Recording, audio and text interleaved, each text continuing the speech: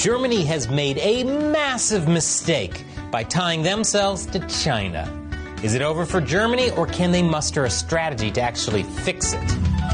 Welcome to China Uncensored. I'm Chris Chappell. This is a critical time for the show.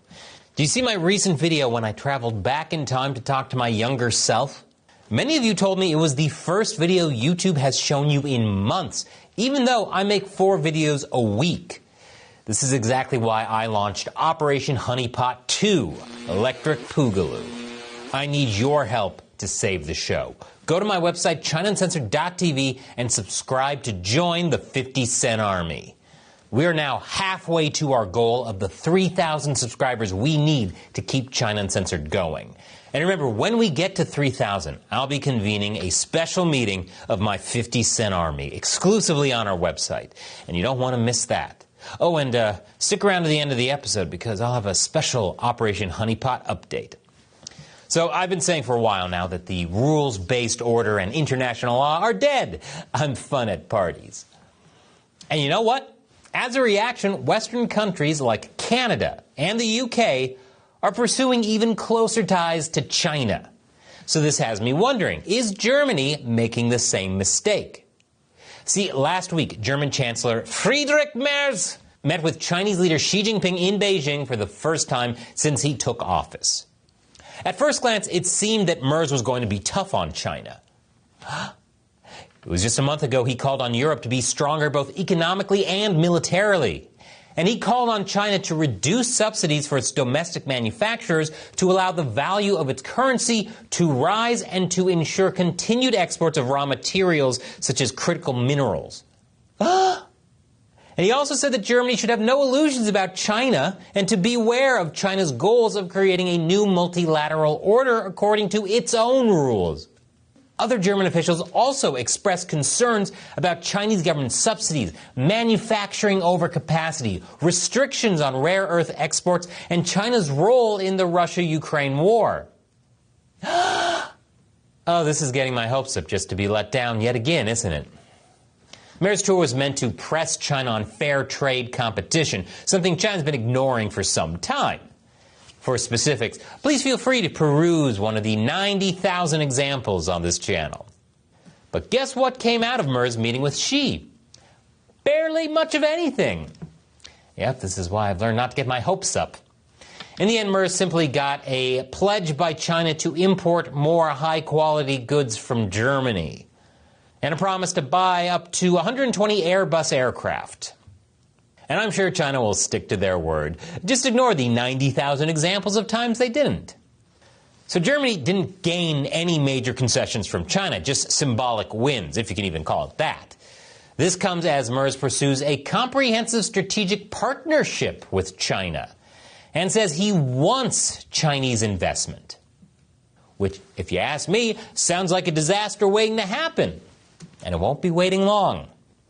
This comes as China has taken advantage of Germany, all with the help of Germany's elites who've chosen to ignore all the bright red flags. Though Germany does have a history of ignoring and even flying red flags. For decades, Germany has helped build up China's manufacturing capabilities, and it continues to do so to this day. Despite what China did to the world with COVID and its continued support of Russia's invasion of Ukraine, German companies have doubled down on doing business in China, collaborating with Chinese companies, investing a ton into China, especially Chinese R&D, closing factories at home, all while opening up new ones in China, and becoming ever more dependent on Chinese suppliers. High energy costs also likely played a part in this, which Germany could have mitigated had it not made itself so dependent on Russian fossil fuels and eliminated nuclear energy. I hope they're wearing steel-toed boots, because they're going to need all that protection because they can't stop shooting themselves in the foot. If this wasn't bad enough, German companies even urged the EU to drop tariffs on Chinese cars. And guess what? The German government voted to do just that back in 2024. You might be asking yourself, why would Germany do that, even though that might destroy their own car manufacturing sector and open them up to more Chinese competition? Well, it's also Germany could make things cheaper and avoid Chinese retaliation. even if it meant enabling China to create more technologically advanced products that give European brands a run for their money. So they're lazy and greedy. Hey, 2 down, only 5 more deadly sins to go. Hubris also played a role, which is another name for pride, so 4 to go.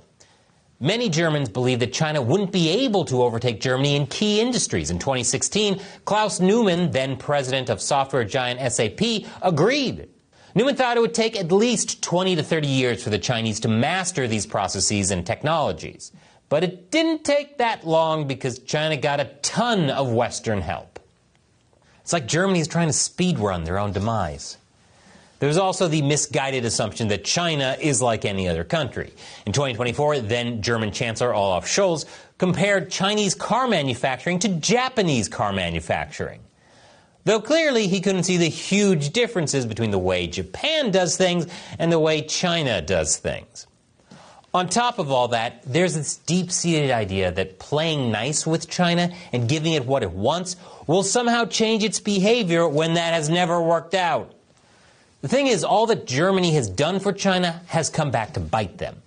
Germany has entered the China shock phase, a mass wave of Chinese exports that threaten to deindustrialize and weaken the 3rd largest economy in the world. As a matter of fact, Germany is on track to have a growth rate of below 1%, made only worse by its massive trade deficit with China. In 2025, German exports to China fell, while German imports from China rose to a whopping 170.6 billion euros. That's an over $100 billion trade deficit, a deficit that has increased 4-fold since 2020, the COVID times. I haven't seen a gap that big, even in an outlet mall.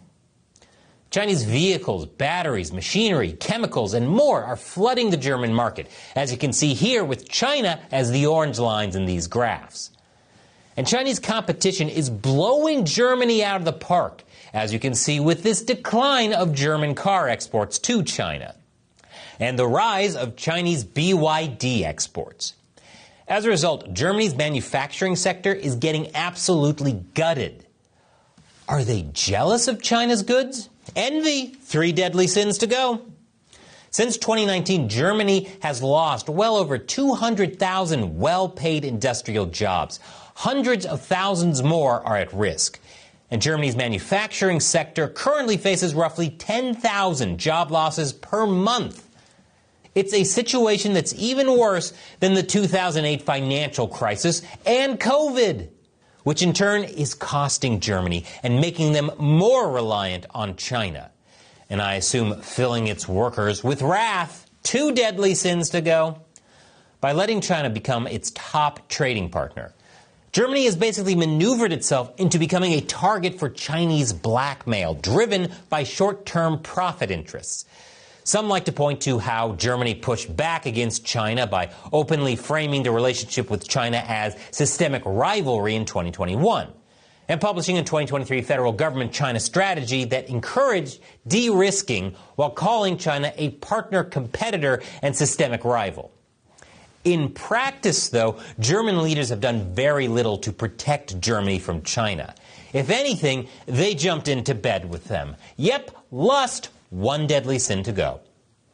The Rhodium Group noted that over the past year, German political leaders, central bankers, business associations, and unions have begun talking openly about the risks of a China shock. The rhetoric, however, has not been matched by decisive policy action. Germany hasn't even begun working on the national economic security strategy that it promised for 2025. I guess you could say Germany is a glutton for punishment, which is the last deadly sin. Okay.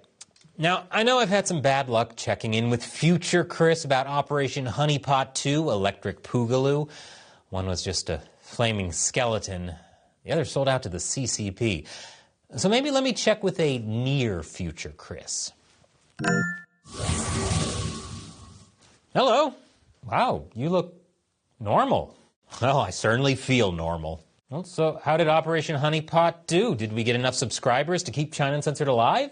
We did, which is a good thing because let's just say in the future, you have a few extra mouths to feed. I have kids in the future? No. It's the great hungering wall. It follows me.